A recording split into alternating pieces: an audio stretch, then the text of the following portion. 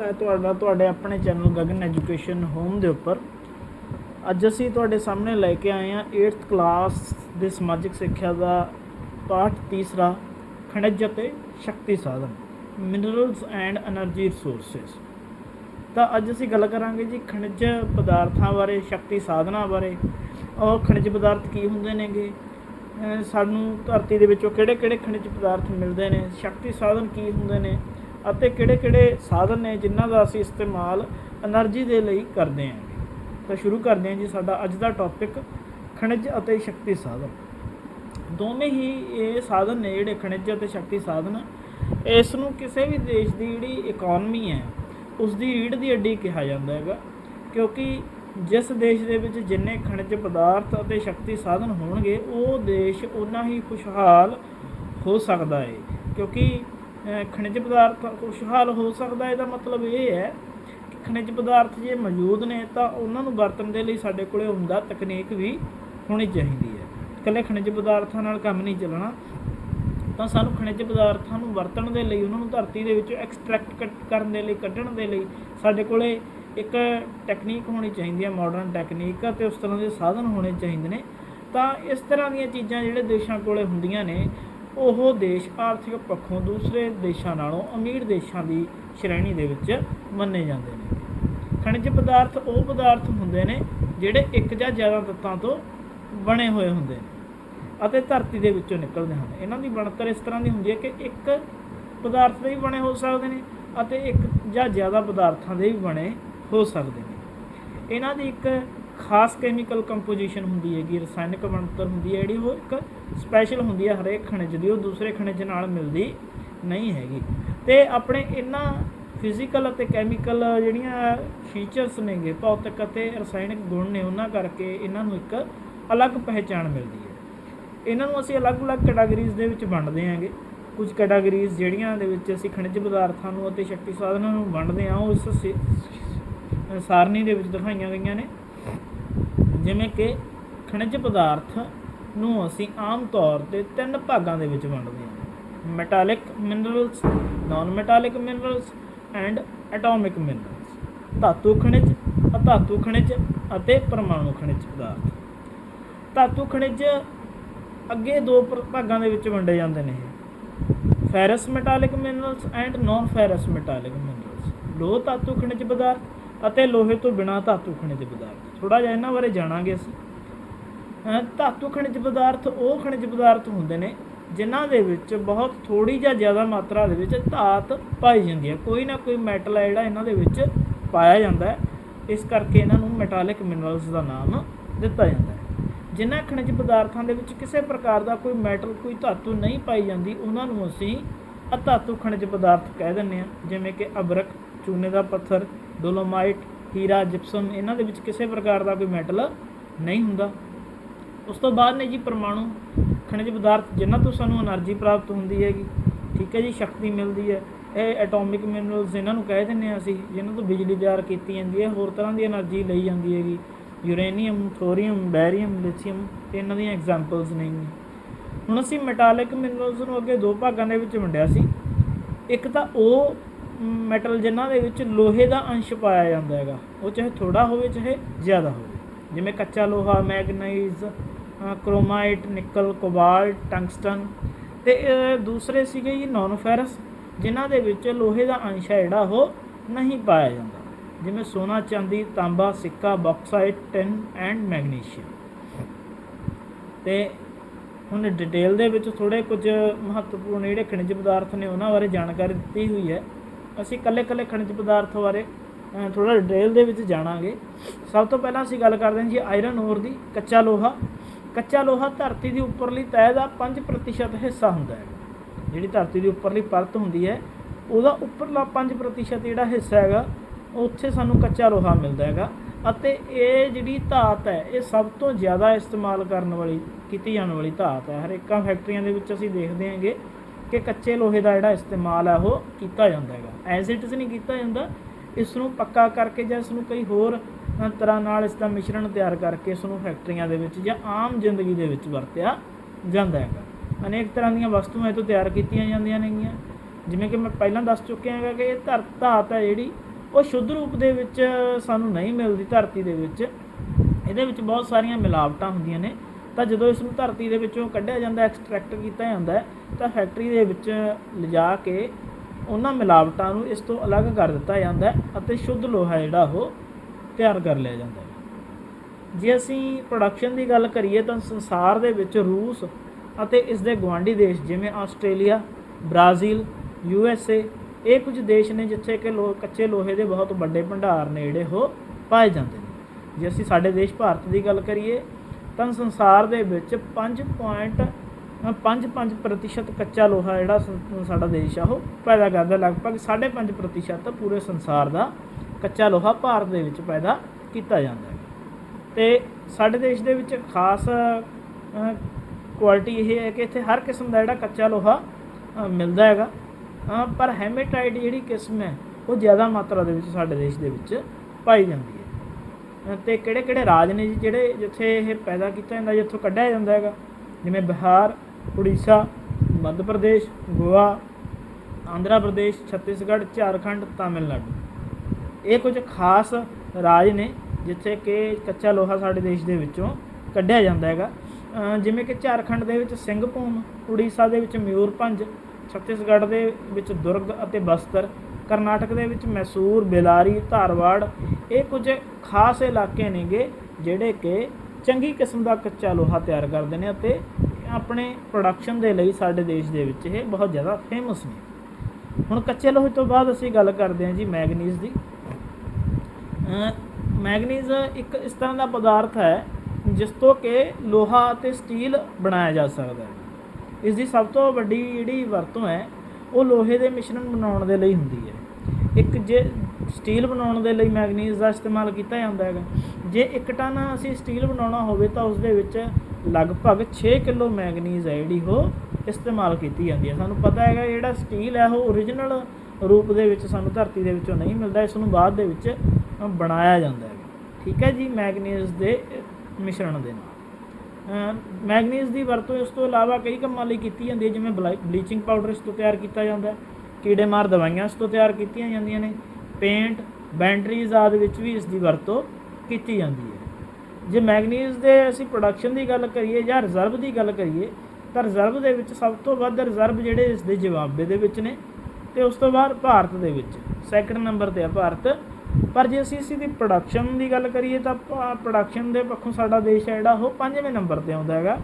ਅਤੇ ਭਾਰਤ ਦੇ ਵਿੱਚ ਮੈਗਨੀਜ਼ ਮੁੱਖ ਤੌਰ 'ਤੇ ਕਰਨਾਟਕ, ਉੜੀਸਾ, ਮੱਧ ਪ੍ਰਦੇਸ਼, ਮਹਾਰਾਸ਼ਟਰ, ਗੋਆ ਇਹਨਾਂ ਰਾਜਾਂ ਵਿੱਚ ਮਿਲਦਾ ਹੈਗਾ। ਅਤੇ ਥੋੜ੍ਹੀ ਮਾਤਰਾ ਦੇ ਵਿੱਚ ਜਿਹੜਾ ਮੈਗਨੀਜ਼ ਹੈ ਉਹ ਆਂਧਰਾ ਪ੍ਰਦੇਸ਼, ਝਾਰਖੰਡ, ਗੁਜਰਾਤ, ਰਾਜਸਥਾਨ ਅਤੇ ਪੱਛਮੀ ਬੰਗਾਲ ਦੇ ਵਿੱਚੋਂ ਵੀ ਕੱਢਿਆ ਜਾਂਦਾ ਹੈਗਾ। ਅਤੇ ਮੈਗਨੀਜ਼ ਦੀ ਬਹੁਤ ਥੋੜ੍ਹੀ ਮਾਤਰਾ ਕਈ ਹੋਰ ਰਾਜਾਂ ਦੇ ਵਿੱਚੋਂ ਵੀ ਪ੍ਰਾਪਤ ਕੀਤੀ ਜਾਂਦੀ ਹੈ। ਇਸ ਤੋਂ ਇਲਾਵਾ ਮੈਗਨੀਜ਼ ਜਿੱਥੇ ਜਿੱਥੇ ਖਾਸ ਤੌਰ 'ਤੇ ਕੱਢਿਆ ਜਾਂਦਾ ਉਹ ਇਲਾਕੇ ਨੇਗੇ, ਜਿਵੇਂ ਉੜੀਸਾ ਦਾ ਸੁੰਦਰਗੜ੍ਹ, ਕਾਲਾਹਾਂਡੀ, ਕੋਰਾਪਟ, ਬੋਲਨਗੀਰ, ਸੰਬਲਪੁਰ ਇਹ ਜ਼ਿਲ੍ਹੇ, ਅਤੇ ਮਹਾਰਾਸ਼ਟਰ ਦੇ ਵਿੱਚ ਨਾਗਪੁਰ, ਭੰਡਾਰਾ ਅਤੇ ਰਤਨਾਗਿਰੀ ਜ਼ਿਲ੍ਹੇ। ਇਸ ਤੋਂ ਇਲਾਵਾ ਮੱਧ ਪ੍ਰਦੇਸ਼ ਵਿੱਚ ਬਾਲਾਘਾਟ ਅਤੇ ਛਿੰਦਵਾੜਾ ਜ਼ਿਲ੍ਹੇ ਨੇ ਜਿਹੜੇ ਉਹ ਮੈਗਨੀਜ਼ ਦੀ ਪ੍ਰੋਡਕਸ਼ਨ ਦੇ ਲਈ ਫੇਮਸ ਨੇ। ਹੁਣ ਅਸੀਂ ਗੱਲ ਕਰਦੇ ਹਾਂ ਜੀ ਤਾਂਬੇ ਦੀ। ਤਾਂਬਾ ਇੱਕ ਨਰਮ ਹੁੰਦਾ ਹੈਗਾ, ਨਰਮ ਧਾਤ ਹੁੰਦੀ ਹੈ ਅਤੇ ਸਾਨੂੰ ਪਤਾ ਹੈ ਕਿ ਬਰਾਊਨ ਕਲਰ ਦੀ ਹੁੰਦੀ ਹੈ ਇਹ, ਅਤੇ ਇਹ ਅਗਨੀ ਚੱਟਾਨਾਂ ਦੇ ਵਿੱਚੋਂ ਮਿਲਦੀ ਹੈਗੀ, ਜਿਹੜੀਆਂ ਕਿ ਜਵਾਲਾਮੁਖੀ ਫਟਣ ਤੋਂ ਬਾਅਦ ਉਸ ਦਾ ਜਿਹੜਾ ਮਟੀਰੀਅਲ ਹੈ ਉਹ ਜਦੋਂ ਜੰਮ ਜਾਂਦਾ ਹੈਗਾ ਉਸ ਦੇ ਨਾਲ ਬਣਦੀਆਂ ਨੇ। ਉਹਨਾਂ ਚੱਟਾਨਾਂ ਤੋਂ ਤਾਂਬਾ ਸਾਨੂੰ ਮਿਲਦਾ ਹੈਗਾ ਅਸਲ ਰੂਪ ਦੇ ਵਿੱਚ, ਅਤੇ ਰੂਪਾਂਤਰਿਤ ਚੱਟਾਨਾਂ ਦੇ ਵਿੱਚੋਂ ਵੀ ਇਹ ਮਿਲ ਜਾਂਦਾ ਹੈਗਾ, ਜਿਹੜੀਆਂ ਕਿ ਆਪਣਾ ਰੂਪ ਚੇਂਜ ਕਰ ਜਾਂਦੀਆਂ ਨੇ ਉਹ ਚੱਟਾਨਾਂ। ਇਸ ਦੀ ਵਰਤੋਂ ਬਹੁਤ ਪਹਿਲਾਂ ਤੋਂ ਕੀਤੀ ਜਾ ਰਹੀ ਹੈ। ਜੇ ਅਸੀਂ ਗੱਲ ਕਰੀਏ, ਜੇ ਅਸੀਂ ਹਿਸਟਰੀ ਦੇਖੀਏ, ਸਾਡੀ ਮਨੁੱਖ ਦਾ ਇਤਿਹਾਸ ਦੇਖੀਏ ਤਾਂ ਬਹੁਤ ਲੰਬੇ ਸਮੇਂ ਤੋਂ ਤਾਂਬਾ ਜਿਹੜਾ ਉਹ ਮਨੁੱਖ ਵਰਤੋਂ ਦੇ ਵਿੱਚ ਲਿਆ ਰਿਹਾ ਹੈਗਾ। ਵੈਸੇ ਤਾਂ ਇਹ ਇੱਕ ਨਰਮ ਧਾਤ ਹੈ, ਪਰੰਤੂ ਜਦੋਂ ਇਸ ਨੂੰ ਟਿਨ ਦੇ ਨਾਲ ਮਿਲਾ ਦਿੱਤਾ ਜਾਂਦਾ, ਤਾਂਬਾ ਪਲੱਸ ਟਿਨ, ਤਾਂ ਇਹ ਕੀ ਬਣ ਜਾਂਦਾ ਜੀ, ਕਾਂਸਾ ਬਣ ਜਾਂਦਾ, ਜਿਸ ਨੂੰ ਅਸੀਂ ਬ੍ਰੌਂਜ਼ ਕਹਿ ਦਿੰਦੇ ਹੈਗੇ, ਜਿਹੜਾ ਇੱਕ ਸਖਤ ਅਤੇ ਮਜ਼ਬੂਤ ਧਾਤ ਬਣ ਜਾਂਦਾ। ਇਹ ਕਾਂਸੇ ਨੂੰ ਹਥਿਆਰ ਅਤੇ ਔਜ਼ਾਰ ਬਣਾਉਣ ਦੇ ਲਈ ਇਸਤੇਮਾਲ ਕੀਤਾ ਜਾਂਦਾ ਹੈਗਾ। ਤਾਂਬੇ ਦੀ ਵਰਤੋਂ ਜੇ ਅਸੀਂ ਦੇਖੀਏ ਤਾਂ ਭਾਂਡਿਆਂ ਦੇ ਵਿੱਚ ਆਮ ਤੌਰ 'ਤੇ ਅਸੀਂ ਘਰਾਂ ਦੇ ਵਿੱਚ ਦੇਖਦੇ ਹਾਂ ਬਰਤਨ ਨੇ ਜਿਹੜੇ ਤਾਂਬੇ ਦੇ ਦੇਖਣ ਨੂੰ ਮਿਲ ਜਾਂਦੇ ਨੇ ਕਈ ਵਾਰ। ਸਿੱਕੇ, ਬਿਜਲੀ ਦੀਆਂ ਤਾਰਾਂ ਅਤੇ ਹੋਰ ਬਿਜਲੀ ਦਾ ਸਮਾਨ ਹੈ ਜਿਹੜਾ ਉਹ ਵੱਡੇ ਪੱਧਰ 'ਤੇ ਤਾਂਬੇ ਤੋਂ ਤਿਆਰ ਕੀਤਾ ਜਾਂਦਾ ਹੈ। ਤਾਂਬਾ ਨਰਮ ਅਤੇ ਵਧੀਆ ਧਾਤ ਹੈ, ਇਸ ਕਰਕੇ ਇਸ ਦੀਆਂ ਬਰੀਕ ਸ਼ੀਟਾਂ ਵੀ ਬਣਾਈਆਂ ਜਾ ਸਕਦੀਆਂ ਨੇ। ਜੇ ਅਸੀਂ ਪ੍ਰੋਡਕਸ਼ਨ ਦੀ ਗੱਲ ਕਰੀਏ ਤਾਂ ਸੰਸਾਰ ਵਿੱਚ ਜਿਹੜੀ ਤਾਂਬੇ ਦੀ ਪੈਦਾਵਾਰ ਹੈ ਉਹ ਸਭ ਤੋਂ ਜ਼ਿਆਦਾ USA ਦੇ ਵਿੱਚ, ਸੰਯੁਕਤ ਰਾਜ ਅਮਰੀਕਾ ਦੇ ਵਿੱਚ ਹੁੰਦੀ ਹੈ। ਉਸ ਤੋਂ ਬਾਅਦ ਰੂਸ, ਚਿਲੀ, ਜਾਂਬੀਆ, ਕੈਨੇਡਾ ਅਤੇ ਜਾਇਰੇ, ਇਹਨਾਂ ਦੇਸ਼ਾਂ ਦੇ ਵਿੱਚ ਵੀ ਇਸ ਦੀ ਪ੍ਰੋਡਕਸ਼ਨ ਹੈ ਜਿਹੜੀ ਉਹ ਕੀਤੀ ਜਾਂਦੀ ਹੈਗੀ। ਜੇ ਅਸੀਂ ਭਾਰਤ ਦੀ ਗੱਲ ਕਰੀਏ ਤਾਂ ਤਾਂਬੇ ਦੀ ਜਿਹੜੀ ਪ੍ਰੋਡਕਸ਼ਨ ਹੈ ਭਾਰਤ ਦੇ ਵਿੱਚ ਇਹ ਕਾਫੀ ਘੱਟ ਕੀਤੀ ਜਾਂਦੀ ਹੈ। ਭਾਰਤ ਵਿੱਚ ਤਾਂਬੇ ਦੇ ਜਿਹੜੇ ਮੁੱਖ ਭੰਡਾਰ ਨੇ ਉਹ ਸਿੰਘਭੂਮ ਝਾਰਖੰਡ ਦੇ ਵਿੱਚ, ਬਾਲਾਘਾਟ ਮੱਧ ਪ੍ਰਦੇਸ਼ ਦੇ ਵਿੱਚ, ਝੁੰਝੁਨੂ ਅਤੇ ਅਲਵਰ ਰਾਜਸਥਾਨ ਦੇ ਵਿੱਚ, ਇਹਨਾਂ ਜ਼ਿਲ੍ਹਿਆਂ ਦੇ ਵਿੱਚ ਦੇਖਣ ਨੂੰ ਮਿਲਦੇ ਨੇ। ਅਤੇ ਇਹਨਾਂ ਤੋਂ ਇਲਾਵਾ ਬਹੁਤ ਥੋੜ੍ਹੀ ਮਾਤਰਾ ਦੇ ਵਿੱਚ ਤਾਂਬਾ ਜਿਹੜਾ ਉਹ ਗੁਜਰਾਤ, ਕਰਨਾਟਕ, ਆਂਧਰਾ ਪ੍ਰਦੇਸ਼, ਉੱਤਰ ਪ੍ਰਦੇਸ਼, ਸਿੱਕਮ, ਮੇਘਾਲਿਆ, ਮਹਾਰਾਸ਼ਟਰ, ਪੱਛਮੀ ਬੰਗਾਲ ਆਦਿ ਰਾਜਾਂ ਵਿੱਚ ਮਿਲਦਾ ਹੈ। ਤਾਂ ਇਹ ਤਾਂ ਸੀ ਜੀ ਤਾਂਬੇ ਬਾਰੇ ਜਾਣਕਾਰੀ ਜਿਹੜੀ ਕਿ ਅਸੀਂ ਪ੍ਰਾਪਤ ਕਰ ਚੁੱਕੇ ਹਾਂਗੇ। ਇਹ ਇੱਕ ਮੈਪ ਦਿੱਤਾ ਹੋਇਆ ਵਰਲਡ ਦਾ, ਜਿੱਥੇ ਦਿਖਾਇਆ ਹੋਇਆ ਹੈ ਇੰਡੈਕਸ ਦੇ ਵਿੱਚ ਤੁਸੀਂ ਦੇਖ ਲਓਗੇ। ਪਹਿਲਾਂ ਤਾਂਬਾ ਇਸ ਚੀਜ਼ ਦੇ ਨਾਲ ਦਿਖਾਇਆ ਜਾਂਦਾ ਹੈ, ਲੋਹਾ ਸੌਰੀ, ਫਿਰ ਤਾਂਬਾ, ਫਿਰ ਬਾਕਸਾਈਟ। ਇਹ ਜਿੱਥੇ ਜਿੱਥੇ ਜਿਵੇਂ ਜਿਵੇਂ ਪ੍ਰੋਡਕਸ਼ਨ ਹੁੰਦੀ ਹੈ, ਯੂਰਪ ਦੇ ਵਿੱਚ ਸਾਨੂੰ ਕਾਫੀ ਪ੍ਰੋਡਕਸ਼ਨ ਇਹਨਾਂ ਖਣਿਜ ਪਦਾਰਥਾਂ ਦੀ ਦੇਖਣ ਨੂੰ ਮਿਲਦੀ ਹੈ। ਯੂਰਪ ਅਤੇ ਇਹ ਏਸ਼ੀਆ ਦਾ ਜਿਹੜਾ ਕੰਟੀਨੈਂਟ ਹੈ, ਇਹ ਸਾਡਾ ਦੇਸ਼ ਹੈ ਭਾਰਤ, ਅਤੇ ਇਹ USA ਐਂਡ ਕੈਨੇਡਾ, ਇਹਨਾਂ ਦੇਸ਼ਾਂ ਦੇ ਵਿੱਚ ਕਾਫੀ ਮਾਤਰਾ ਦੇ ਵਿੱਚ ਇਹ ਜਿਹੜੇ ਖਣਿਜ ਪਦਾਰਥ ਨੇ ਉਹ ਮਿਲਦੇ ਨੇ। ਅਤੇ ਜਿਹੜਾ ਅਫਰੀਕਾ ਮਹਾਂਦੀਪ ਦੀ ਜਿਹੜੀ ਦੇਖੀਏ ਤਾਂ ਅਸੀਂ ਵੈਸਟਰਨ ਘਾਟ ਹੈ, ਵੈਸਟਰਨ ਘਾਟ ਨਹੀਂ ਸੌਰੀ, ਇੰਡੀਆ ਦਾ ਵੈਸਟਰਨ ਘਾਟ ਦਾ ਵੈਸਟਰਨ ਸਾਈਡ ਅਤੇ ਸੈਂਟਰਲ ਜਿਹੜਾ ਅਫਰੀਕਾ ਹੈਗਾ, ਇੱਥੇ ਵੀ ਕਾਫੀ ਜਿਹੜੀ ਪ੍ਰੋਡਕਸ਼ਨ ਹੈ ਇਹਨਾਂ ਖਣਿਜ ਪਦਾਰਥ ਦੀ ਦੇਖਣ ਨੂੰ ਮਿਲਦੀ ਹੈ। ਇਸ ਤੋਂ ਇਲਾਵਾ ਇਹ ਆਸਟ੍ਰੇਲੀਆ ਦਾ ਪਾਰਟ ਹੈ, ਇੱਥੇ ਵੀ ਥੋੜ੍ਹਾ ਬਹੁਤ ਜਿਹੜੇ ਖਣਿਜ ਪਦਾਰਥ ਨੇ ਉਹ ਕੱਢੇ ਜਾਂਦੇ ਨੇ। ਇਹ ਸੋਨਾ ਅਤੇ ਹੀਰਾ ਵਰਲਡ ਦੇ ਵਿੱਚ ਜਿੱਥੇ ਇੱਥੇ ਮਿਲਦਾ ਹੈਗਾ ਉਹਨਾਂ ਥਾਵਾਂ ਦਾ ਨਾਮ ਹੈ ਕੈਨੇਡੀਅਨ ਸ਼ੀਲਡ ਹੈ। ਇੱਥੇ ਇਸ ਚੀਜ਼ ਦੇ ਵਿੱਚ ਸਭ ਤੋਂ ਜ਼ਿਆਦਾ ਜਿਹੜੇ ਸੋਨੇ ਅਤੇ ਹੀਰੇ ਦੀ ਪ੍ਰੋਡਕਸ਼ਨ ਕੀਤੀ ਜਾਂਦੀ ਹੈ। ਅਤੇ ਸਾਊਥ ਅਮਰੀਕਾ ਦੇ ਵਿੱਚ ਵੀ ਜਿਹੜੀਆਂ ਕੋਸਟਲ ਏਰੀਆਜ਼ ਨੇ ਇਹਨਾਂ ਦੇ ਵਿੱਚ ਇਹ ਪ੍ਰੋਡਕਸ਼ਨ ਕੀਤੀ ਜਾਂਦੀ ਹੈ ਇਹਨਾਂ ਥਾਵਾਂ 'ਤੇ। ਅਫਰੀਕਾ ਦੇ ਵਿੱਚ ਕਾਫੀ ਮਾਤਰਾ ਵਿੱਚ ਸਾਨੂੰ ਹੀਰਾ ਅਤੇ ਸੋਨਾ ਦੇਖਣ ਨੂੰ ਮਿਲਦਾ ਹੈਗਾ, ਕਿਉਂਕਿ ਅਸੀਂ ਪੁਰਾਣੇ ਸਮੇਂ ਤੋਂ ਮੂਵੀਜ਼ ਦੇ ਵਿੱਚ ਵੀ ਦੇਖਦੇ ਆ ਰਹੇ ਹਾਂ ਕਿ ਇਹਨਾਂ ਜਗ੍ਹਾ ਥਾਵਾਂ ਦੇ ਜਿਹੜੇ ਅੰਗਰੇਜ਼ ਨੇ ਉਹਨਾਂ ਨੇ ਬਹੁਤ ਸਾਰੀਆਂ ਜਿਹੜੀਆਂ ਖਾਨਾਂ ਇੱਥੇ ਪੱਟੀਆਂ ਸੀ ਅਤੇ ਇੱਥੋਂ ਬਹੁਤ ਸਾਰਾ ਜਿਹੜਾ ਸੋਨਾ ਅਤੇ ਹੀਰਾ ਸੀਗਾ ਉਹ ਐਕਸਟਰੈਕਟ ਕਰਕੇ ਉਹ ਆਪਣੇ ਦੇਸ਼ਾਂ ਦੇ ਵਿੱਚ ਲੈ ਗਏ ਸੀ। ਇਸ ਤੋਂ ਬਾਅਦ ਰਸ਼ੀਆ ਦਾ ਇਹ ਇਲਾਕਾ ਸਾਈਬੇਰੀਆ, ਠੀਕ ਹੈ ਜੀ, ਇੰਡੀਆ ਦੇ ਵਿੱਚ ਇਹ ਕਰਨਾਟਕਾ ਜਿੱਥੇ ਕਿ ਸੋਨਾ ਪਾਇਆ ਜਾਂਦਾ, ਅਤੇ ਆਸਟ੍ਰੇਲੀਆ ਦਾ ਜਿਹੜਾ ਕੋਸਟਲ ਏਰੀਆ ਚਾਰੋਂ ਪਾਸੇ ਇਹਨਾਂ ਥਾਵਾਂ 'ਤੇ, ਅਤੇ ਨਿਊਜ਼ੀਲੈਂਡ ਦੇ ਵਿੱਚ ਵੀ ਸੋਨਾ ਜਿਹੜਾ ਕਾਫੀ ਮਾਤਰਾ ਦੇ ਵਿੱਚ ਦੇਖਣ ਨੂੰ ਮਿਲਦਾ ਹੈ। ਤਾਂ ਇਹ ਥੋੜ੍ਹਾ ਜਿਹਾ ਚਾਈਨਾ ਦਾ ਇਲਾਕਾ ਵੀ ਇਹਦੇ ਵਿੱਚ ਆ ਜਾਂਦਾ। ਤਾਂ ਹੁਣ ਅਸੀਂ ਇਸ ਭਾਰਤ ਦੇ ਨਕਸ਼ੇ ਦੀ ਗੱਲ ਕਰੀਏ ਤਾਂ ਭਾਰਤ ਦੇ ਵਿੱਚ ਵੀ ਕਾਫੀ ਮਾਤਰਾ ਦੇ ਵਿੱਚ ਜਿਹੜੇ ਖਣਿਜ ਪਦਾਰਥ ਨੇ ਉਹ ਦੇਖਣ ਨੂੰ ਮਿਲਦੇ ਨੇ। ਜ਼ਿਆਦਾਤਰ ਜਿਹੜੇ ਖਣਿਜ ਪਦਾਰਥ ਨੇ ਛੋਟਾ ਨਾਗਪੁਰ ਦਾ ਜਿਹੜਾ ਏਰੀਆ ਹੈਗਾ ਇਹ ਵਾਲਾ, ਇਸ ਇਲਾਕੇ ਦੇ ਵਿੱਚ ਸਾਨੂੰ ਦੇਖਣ ਨੂੰ ਮਿਲਦੇ ਨੇ। ਛੱਤੀਸਗੜ੍ਹ ਇੱਥੇ ਜਿਹੜਾ ਹੈਗਾ, ਝਾਰਖੰਡ, ਛੱਤੀਸਗੜ੍ਹ, ਉੜੀਸਾ, ਮੱਧ ਪ੍ਰਦੇਸ਼ ਦਾ ਇਲਾਕਾ ਹੋ ਗਿਆ। ਉਸ ਤੋਂ ਬਾਅਦ ਨੀਚੇ ਆਂਧਰਾ ਪ੍ਰਦੇਸ਼, ਇਹ ਕਰਨਾਟਕਾ ਵਾਲਾ ਇਲਾਕਾ ਜ਼ਿਆਦਾਤਰ, ਮਹਾਰਾਸ਼ਟਰ ਦਾ ਇਹ ਵਾਲਾ ਇਲਾਕਾ, ਇੱਥੇ ਗੁਜਰਾਤ ਦਾ ਕੋਸਟਲ ਏਰੀਆ ਅਤੇ ਰਾਜਸਥਾਨ ਅਤੇ ਗੁਜਰਾਤ ਦਾ ਥੋੜ੍ਹਾ ਜਿਹਾ ਹਿੱਸਾ, ਇਹਨਾਂ ਖੇਤਰਾਂ ਦੇ ਵਿੱਚ ਜਿਹੜੇ ਖਣਿਜ ਪਦਾਰਥ ਨੇ ਉਹ ਸਾਨੂੰ ਕਾਫੀ ਮਾਤਰਾ ਦੇ ਵਿੱਚ ਦੇਖਣ ਨੂੰ ਮਿਲਦੇ ਨੇ। ਇਸ ਤੋਂ ਬਾਅਦ ਅਸੀਂ ਗੱਲ ਕਰਦੇ ਹਾਂ ਜੀ ਬੌਕਸਾਈਟ ਦੀ। ਬੌਕਸਾਈਟ ਇੱਕ ਇੰਪੋਰਟੈਂਟ ਜਿਹੜਾ ਕੱਚੀ ਧਾਤ ਹੈਗੀ। ਬੌਕਸਾਈਟ ਤੋਂ ਐਲੂਮੀਨੀਅਮ ਤਿਆਰ ਕੀਤਾ ਜਾਂਦਾ ਹੈ। ਐਲੂਮੀਨੀਅਮ ਸਾਨੂੰ ਓਰੀਜਨਲ ਜਿਹੜਾ ਰੂਪ ਦੇ ਵਿੱਚ, ਅਸਲ ਰੂਪ ਦੇ ਵਿੱਚ ਨਹੀਂ ਮਿਲਦਾ ਹੈਗਾ ਧਰਤੀ 'ਚੋਂ, ਇਸ ਨੂੰ ਤਿਆਰ ਕੀਤਾ ਜਾਂਦਾ ਹੈ, ਬੌਕਸਾਈਟ ਤੋਂ ਤਿਆਰ ਕੀਤਾ ਜਾਂਦਾ ਹੈਗਾ। ਬੌਕਸਾਈਟ ਕੀ ਹੁੰਦੀ ਹੈ? ਇੱਕ ਮਿੱਟੀ ਵਰਗੀ ਧਾਤ ਹੁੰਦੀ ਹੈ, ਚੀਕਣੀ ਮਿੱਟੀ ਵਰਗੀ, ਅਤੇ ਇਹਦੇ ਵਿੱਚ ਐਲੂਮੀਨੀਅਮ ਆਕਸਾਈਡ ਹੁੰਦਾ ਹੈਗਾ, ਅਤੇ ਉਸ ਐਲੂਮੀਨੀਅਮ ਆਕਸਾਈਡ ਦਾ ਰੰਗ ਹੈ ਜਿਹੜਾ ਉਹ ਸਫੇਦ ਹੁੰਦਾ ਹੈ ਜਾਂ ਫਿਰ ਗੁਲਾਬੀ। ਸੰਨ 1886 1886 ਤੱਕ ਜਿਹੜਾ ਹੈਗਾ ਐਲੂਮੀਨੀਅਮ ਉਹ ਤਿਆਰ ਨਹੀਂ ਕੀਤਾ ਜਾਂਦਾ ਸੀਗਾ, ਕਿਉਂਕਿ ਸਾਨੂੰ ਪਤਾ ਨਹੀਂ ਸੀ ਕਿ ਬੌਕਸਾਈਡ ਦੇ ਵਿੱਚੋਂ ਐਲੂਮੀਨੀਅਮ ਹੈ ਜਿਹੜਾ ਕਿਵੇਂ ਅਲੱਗ ਕੀਤਾ ਜਾਵੇ, ਸਾਡੇ ਕੋਲ ਟੈਕਨੀਕ ਹੈ ਨਹੀਂ ਸੀ।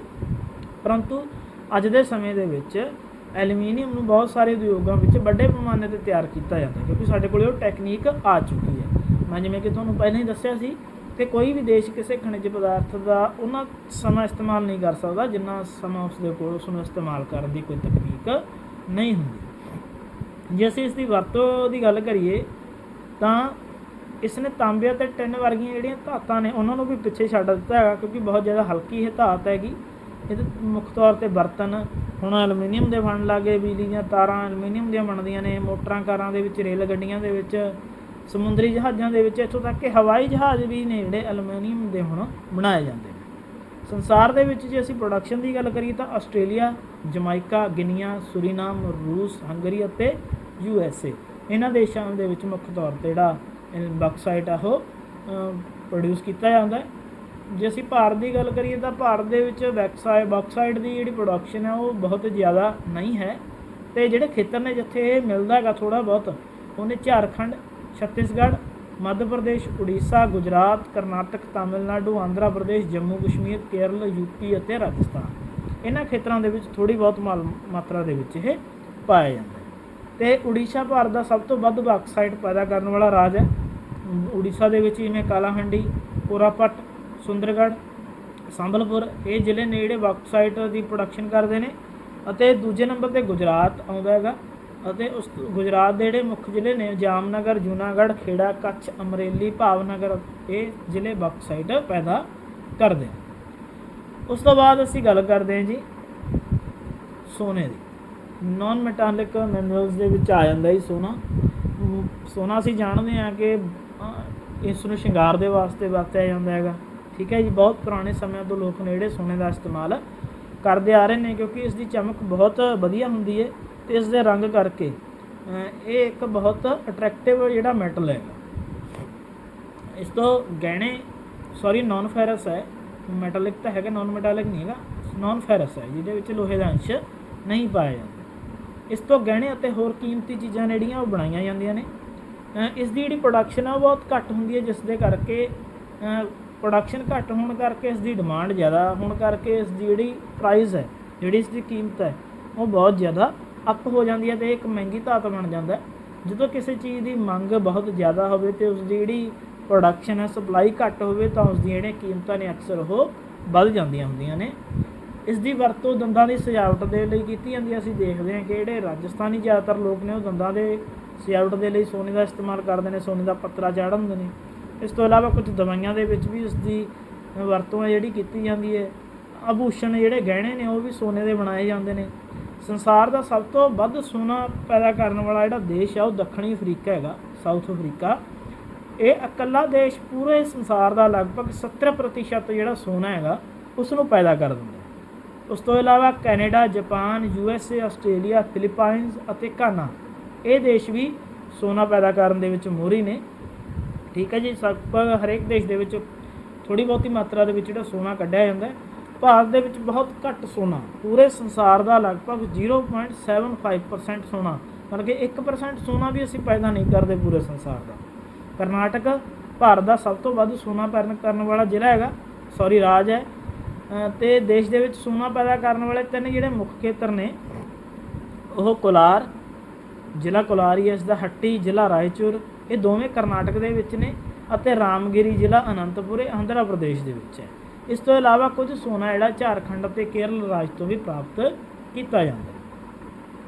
ਇਹ ਕੁਝ ਨੋਨ ਮੈਟਾਲਿਕ ਮਿਨਰਲਸ ਨੇ, ਧਾਤੂ ਖਣਿਜ ਨੇ, ਅਤੇ ਇਹਨਾਂ ਦਾ ਦੱਸਿਆ ਗਿਆ ਕਿ ਕਿੱਥੇ ਕਿੱਥੇ ਇਹ ਸਾਡੇ ਦੇਸ਼ ਦੇ ਵਿੱਚ, ਜਿਵੇਂ ਅਬਰਕ, ਐਸਬੈਸਟੋਸ, ਜਿਪਸਮ, ਚੂਨਾ ਪੱਥਰ, ਡੋਲੋਮਾਈਟ, ਹੀਰੇ, ਪਰਮਾਣੂ ਖਣਿਜ, ਲੂਣ, ਇਹ ਕਿੱਥੇ ਕਿੱਥੇ ਕੱਢੇ ਜਾਂਦੇ। ਤੁਸੀਂ ਵੀਡੀਓ ਪਾਜ਼ ਕਰਕੇ ਇਸ ਦੀ ਇੱਕ ਝਾਤ ਮਾਰ ਲੈਣਾ ਕਿ ਕਿੱਥੇ ਕਿੱਥੇ। ਵੈਸੇ ਇਹ ਤੁਹਾਡੀ 8th ਕਲਾਸ ਦੀ SST ਦੀ ਬੁੱਕ ਦੇ ਵਿੱਚ ਵੀ ਤੁਹਾਨੂੰ ਮੈਪ ਦੇਖਣ ਨੂੰ ਮਿਲ ਜਾਵੇਗਾ। ਉਸ ਤੋਂ ਬਾਅਦ ਅਸੀਂ ਗੱਲ ਕਰਦੇ ਹਾਂ ਜੀ ਅਬਰਕ ਦੀ। ਮਾਈਕਾ ਅਬਰਕ ਕਾਲੇ, ਭੂਰੇ ਅਤੇ ਸਫੇਦ ਰੰਗ ਦਾ ਇੱਕ ਟਰਾਂਸਪੇਰੈਂਟ ਦਾ ਪਦਾਰਥ ਹੁੰਦਾ ਹੈਗਾ। ਇਹ ਛੋਟੀਆਂ ਛੋਟੀਆਂ ਤਹਿਾਂ ਵਿੱਚ ਟੁੱਟ ਜਾਂਦਾ ਹੈਗਾ। ਇੱਕ ਨੋਨ ਮੈਟੈਲਿਕ ਖਣਿਜ ਪਦਾਰਥ ਹੈ ਅਤੇ ਕਿੱਥੋਂ ਪ੍ਰਾਪਤ ਹੁੰਦਾ ਜੀ? ਅਗਨੀ ਚਟਾਨਾਂ। ਕਈ ਉਦਯੋਗਾਂ ਦੇ ਵਿੱਚ ਵਰਤਿਆ ਜਾਂਦਾ ਹੈ। ਜਿਹੜਾ ਬਿਜਲੀ ਦਾ ਬੈਟ ਹੋਇਆ ਜੀ, ਬੈਂਡ ਕੰਡਕਟਰ, ਤਾਂ ਇਸ ਕਰਕੇ ਇਸ ਦੀ ਜਿਹੜੀ ਵਰਤੋਂ ਹੈ ਬਿਜਲੀ ਦੇ ਸਮਾਨ ਬਣਾਉਣ ਦੇ ਵਿੱਚ ਕੀਤੀ ਜਾਂਦੀ ਹੈ, ਜਿਵੇਂ ਕੰਡੈਂਸਰ, ਇਨਸੂਲੇਟਰ, ਬਿਜਲੀ ਦੀਆਂ ਪ੍ਰੈਸਾਂ, ਭੱਠੀਆਂ, ਰੇਡੀਓ ਅਤੇ ਟੈਲੀਵਿਜ਼ਨ। ਬੈਂਡ ਕੰਡਕਟਰ ਤੋਂ ਭਾਵ ਹੈ ਕਿ ਜਿਹੜੀ ਬਿਜਲੀ ਹੈ ਇਸ ਦੇ ਬਿਜਲੀ ਪਾਸ ਨਹੀਂ ਹੁੰਦੀ, ਸਾਨੂੰ ਕਰੰਟ ਨਹੀਂ ਲੱਗਦਾ, ਇਸ ਕਰਕੇ ਇਸ ਦੀ ਜਿਹੜੀ ਇਸਤੇਮਾਲ ਹੈ ਇਹਨਾਂ ਦੇ ਵਿੱਚ ਕੀਤਾ ਜਾਂਦਾ। ਅਬਰਕ ਪੈਦਾ ਕਰਨ ਵਾਲੇ ਜਿਹੜੇ ਮੁੱਖ ਦੇਸ਼ ਨੇ USA, ਰੂਸ, ਭਾਰਤ, ਫਰਾਂਸ, ਅਰਜਨਟਾਈਨਾ, ਦੱਖਣੀ ਕੋਰੀਆ, ਠੀਕ ਹੈ ਜੀ। ਪੈਦਾਵਾਰ ਦੇ ਹਿਸਾਬ ਨਾਲ ਭਾਰਤ ਵਿੱਚ ਸਭ ਦੇਸ਼ਾਂ ਤੋਂ ਅੱਗੇ ਹੈ ਭਾਰਤ ਅਬਰਕ ਦੇ ਵਿੱਚ।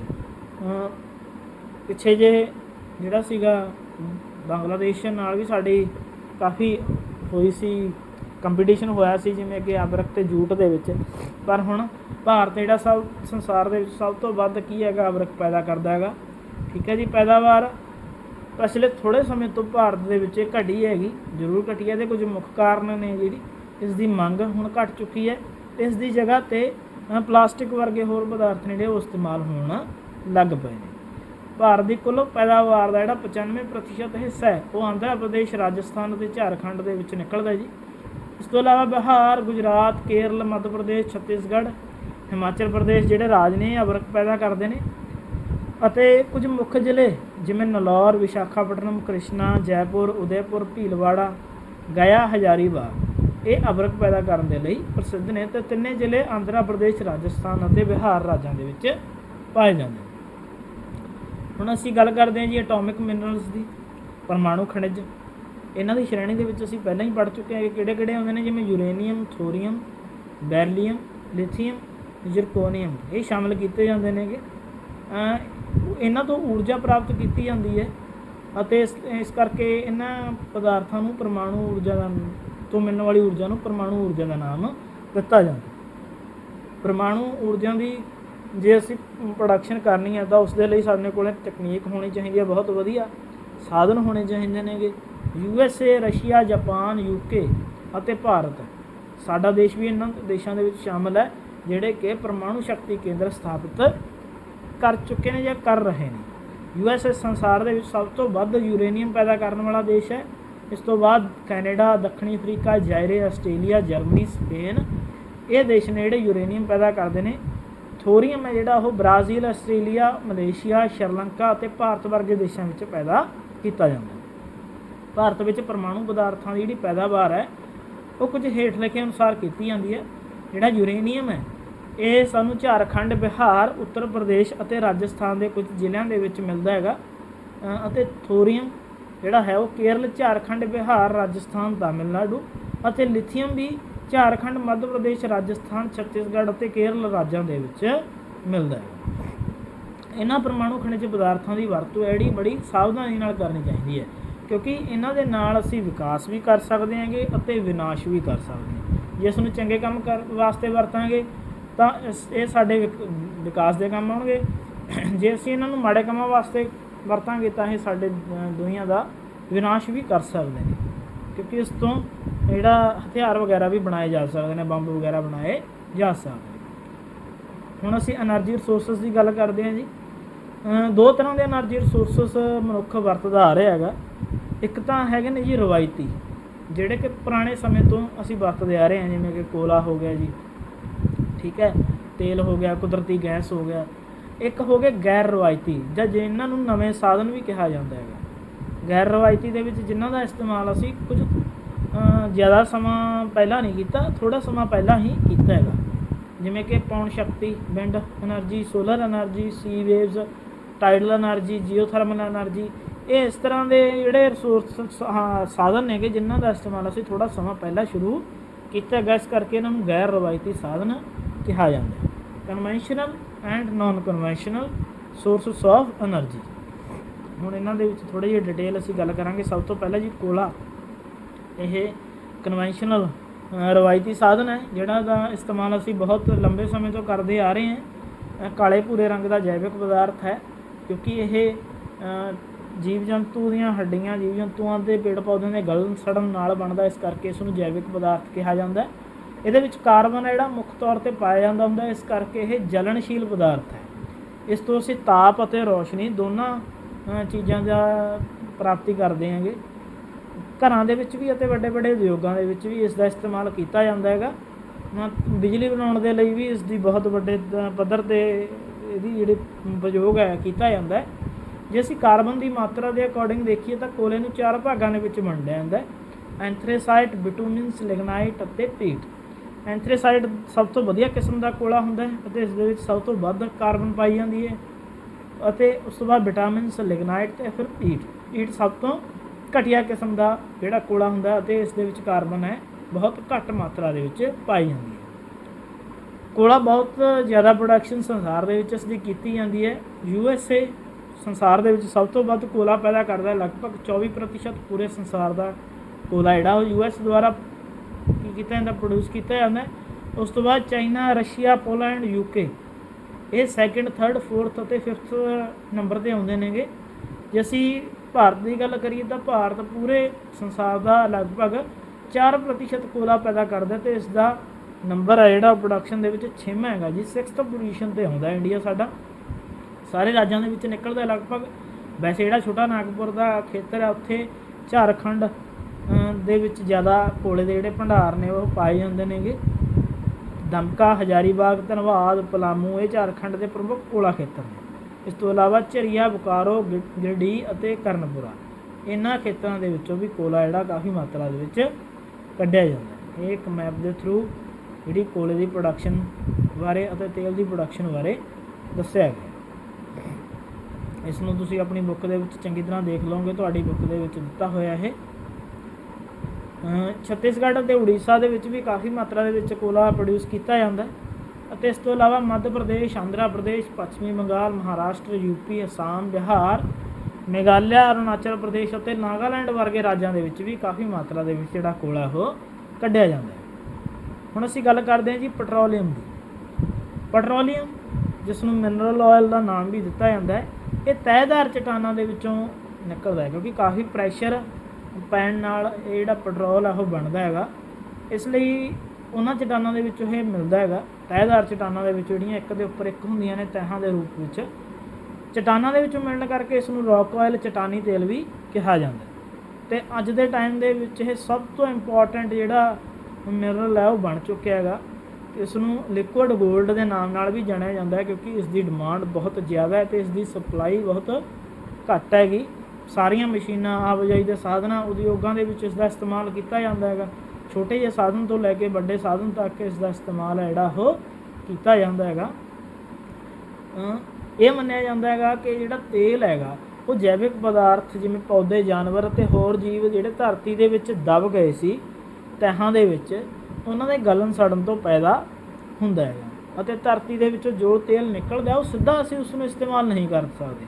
ਉਹ ਕੱਚਾ ਤੇਲ ਹੁੰਦਾ ਹੈਗਾ ਅਤੇ ਉਸ ਨੂੰ ਕਾਰਖਾਨਿਆਂ ਦੇ ਵਿੱਚ ਲਿਜਾ ਕੇ ਸਾਫ਼ ਕੀਤਾ ਜਾਂਦਾ ਅਤੇ ਵਰਤੋਂਯੋਗ ਬਣਾਇਆ ਜਾਂਦਾ। ਇਸ ਤੋਂ ਅਲੱਗ-ਅਲੱਗ ਚੀਜ਼ਾਂ ਤਿਆਰ ਕੀਤੀਆਂ ਜਾਂਦੀਆਂ। ਜੇ ਅਸੀਂ ਪ੍ਰੋਡਕਸ਼ਨ ਦੀ ਗੱਲ ਕਰੀਏ ਤਾਂ USA, ਰੂਸ ਅਤੇ ਇਸ ਦੇ ਜਿਹੜੇ ਨਾਲ ਲੱਗਦੇ ਦੇਸ਼ ਨੇ ਚਾਈਨਾ, ਇਹ ਜ਼ਿਆਦਾ ਮਾਤਰਾ ਦੇ ਵਿੱਚ ਪ੍ਰੋਡਿਊਸ ਕਰਦੇ ਨੇ ਤੇਲ। ਅਤੇ ਇਸ ਤੋਂ ਇਲਾਵਾ ਮਿਡਲ ਈਸਟ ਕੰਟਰੀਜ਼ ਨੇ ਜਿਹੜੀਆਂ ਜਿਵੇਂ ਕਿ ਮੁਸਲਿਮ ਕੰਟਰੀਜ਼ ਨੇ, Iraq, Iran, Saudi Arab, Bahrain, Kuwait, ਇਹ ਆਪਣੀ ਪੈਟਰੋਲੀਅਮ ਦੀ ਪ੍ਰੋਡਕਸ਼ਨ ਦੇ ਲਈ ਪੂਰੇ ਵਰਲਡ ਦੇ ਵਿੱਚ ਫੇਮਸ ਨੇ ਅਤੇ ਇਸ ਕਰਕੇ ਇਹਨਾਂ ਨੂੰ ਅਮੀਰ ਕੰਟਰੀਜ਼ ਵੀ ਕਿਹਾ ਜਾਂਦਾ ਹੈ ਕਿਉਂਕਿ ਪੈਟਰੋਲੀਅਮ ਪਦਾਰਥ ਇੱਥੇ ਜ਼ਿਆਦਾ ਮਾਤਰਾ ਦੇ ਵਿੱਚ ਕੱਢੇ ਜਾਂਦੇ ਨੇ। ਆਸਟ੍ਰੇਲੀਆ, ਅਫਰੀਕਾ ਅਤੇ ਦੱਖਣੀ ਅਫਰੀਕਾ ਦੇ ਵਿੱਚੋਂ ਵੀ ਕਾਫੀ ਮਾਤਰਾ ਦੇ ਵਿੱਚ ਜਿਹੜਾ ਤੇਲ ਹੈ ਉਹ ਨਿਕਲਦਾ। ਜੇ ਅਸੀਂ ਭਾਰਤ ਦੀ ਗੱਲ ਕਰੀਏ ਤਾਂ ਭਾਰਤ ਦੇ ਵਿੱਚ ਕੋਈ ਜ਼ਿਆਦਾ ਮਾਤਰਾ ਦੇ ਵਿੱਚ ਜਿਹੜੀ ਇਸ ਦੀ ਪ੍ਰੋਡਕਸ਼ਨ ਨਹੀਂ ਕੀਤੀ ਜਾਂਦੀ। ਸਾਡੀ ਜਿੰਨੀ ਸਾਡੇ ਪ੍ਰੋਡਕਸ਼ਨ ਹੈ ਉਸ ਤੋਂ ਬਹੁਤ ਜ਼ਿਆਦਾ ਸਾਡੀ ਡਿਮਾਂਡ ਹੈਗੀ। ਇਸ ਕਰਕੇ ਸਾਨੂੰ ਬਾਹਰਲੇ ਦੇਸ਼ਾਂ ਤੋਂ ਬਹੁਤ ਜ਼ਿਆਦਾ ਮਾਤਰਾ ਦੇ ਵਿੱਚ ਕੱਚਾ ਤੇਲ ਹੈ ਜਿਹੜਾ ਉਹ ਮੰਗਵਾਉਣਾ ਪੈਂਦਾ ਹੈਗਾ।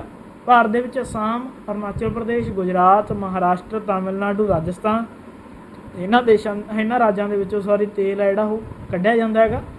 ਜਿਵੇਂ ਕਿ ਡਿਗਬੋਈ, ਨਾਹਰਕਟੀਆ, ਮੋਰਾਨ, ਮੁਗਰੀਜ਼ਨ ਇਹ ਸਾਰੇ ਅਸਾਮ ਦੇ ਵਿੱਚ, ਅੰਕਲੇਸ਼ਵਰ, ਖੰਬਾਤ, ਅਹਿਮਦਾਬਾਦ ਇਹ ਗੁਜਰਾਤ ਦੇ ਵਿੱਚ, ਬਰਮੇਰ ਰਾਜਸਥਾਨ, ਮਨਭੂਮ ਅਰੁਣਾਚਲ ਪ੍ਰਦੇਸ਼ ਅਤੇ ਬੰਬੇ ਹਾਈ ਮਹਾਰਾਸ਼ਟਰ ਦੇ ਵਿੱਚ ਕੁਝ ਸਥਾਨ ਨੇ ਜਿਨ੍ਹਾਂ ਤੋਂ ਤੇਲ ਪੈਦਾ ਕੀਤਾ ਜਾਂਦਾ ਹੈ। ਠੀਕ ਹੈ ਜੀ, ਇਹ ਮੈਪ ਹੈਗਾ, ਤੁਸੀਂ ਇਸ ਨੂੰ ਦੇਖ ਲੈਣਾ ਜਿੱਥੇ ਕਿ ਇਹਦੇ ਵਿੱਚ ਪ੍ਰੋਡਕਸ਼ਨ ਦਿਖਾਈ ਹੋਈ ਹੈ ਕੋਲੇ ਦੀ।